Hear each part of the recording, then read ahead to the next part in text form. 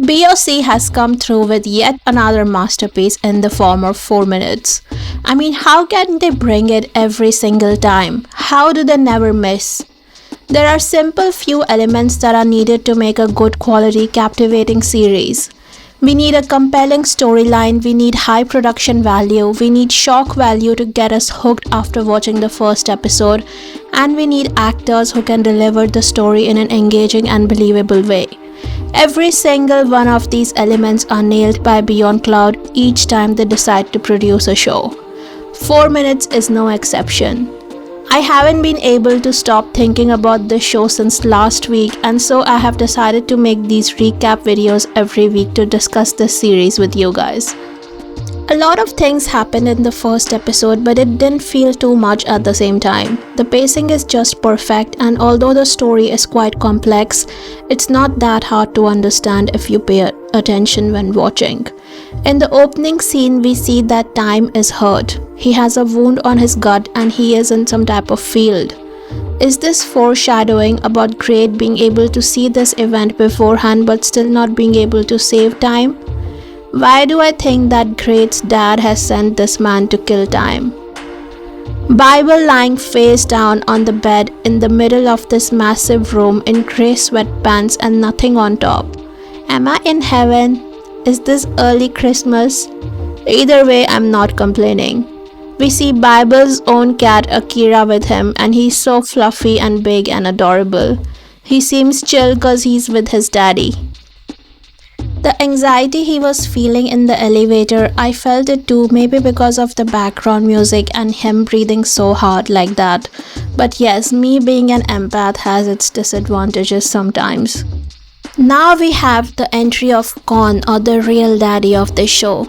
I mean, the things I saw him doing still haunt me at night. Handsome, boss, master, gorgeous. I'm running out of words, but boss, the man you are. The way you mold yourself for every character you portray, be it Am in Kin Porsche, Wan in Mansuang, or Kon in 4 Minutes, is so commendable. 1000 aura points go to you. I already hate his dad, I'm sorry. I already hate him. He's evil. He has this dutiful first son who is dedicated to his father's business, but his father sends him to oversee the illegal line of business so that he can make his present wife's son his successor is such a wicked thing to do. And poor Kon is unaware of his cunning plans.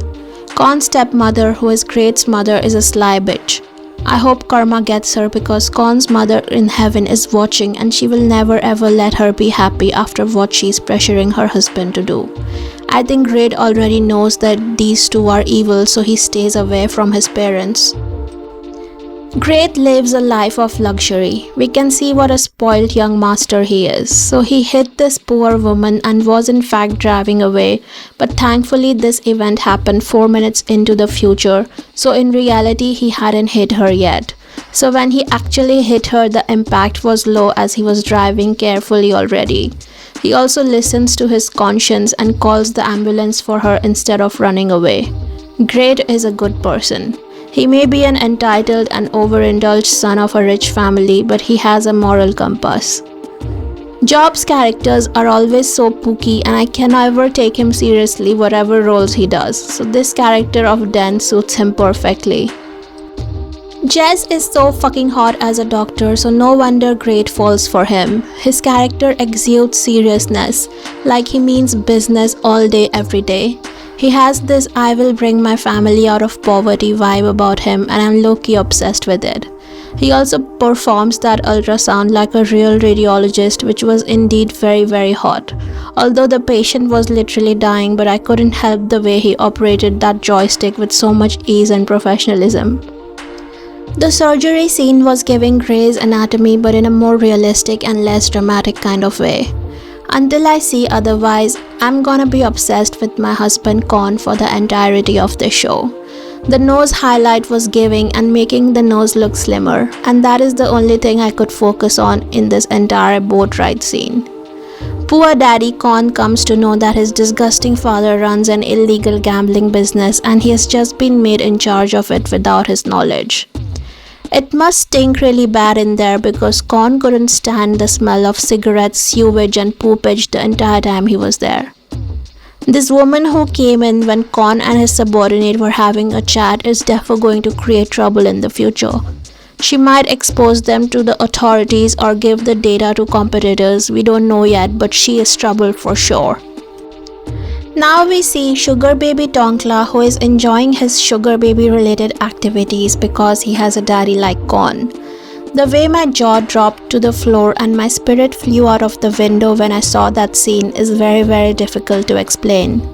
That's why I say BOC has no fucking competitors in the BL making business, because no one even comes close to the limits this company is able to reach to create shock value and get the viewers hooked to their screens for their shows. I mean, who could have thought that Fuez and Bass could be a thing and a thang? I'm impressed.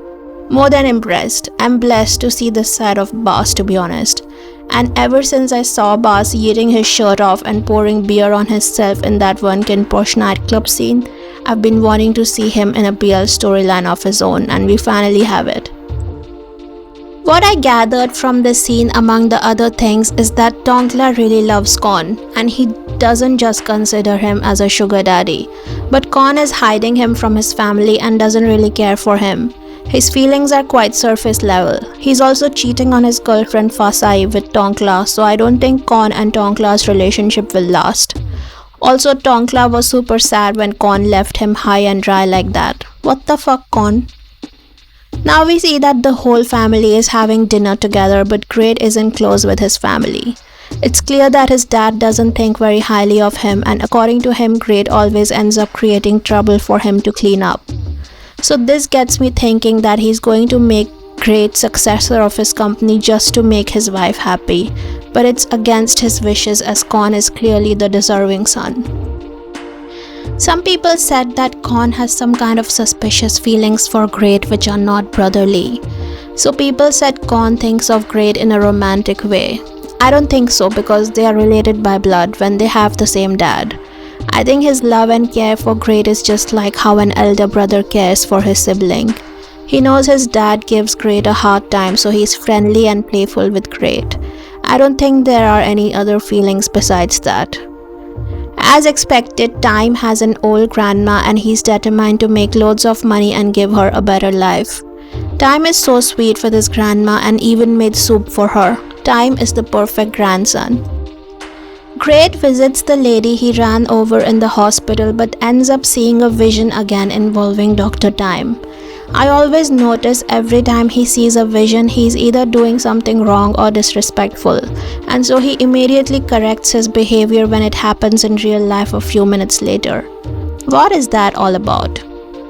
Great hasn't even formally met Time yet and he's already having visions of Time licking and kissing every inch of his body. Great, please get some sex because you have symptoms of being horny and deprived. We don't have to be doctors to diagnose you with hungry for sex disease.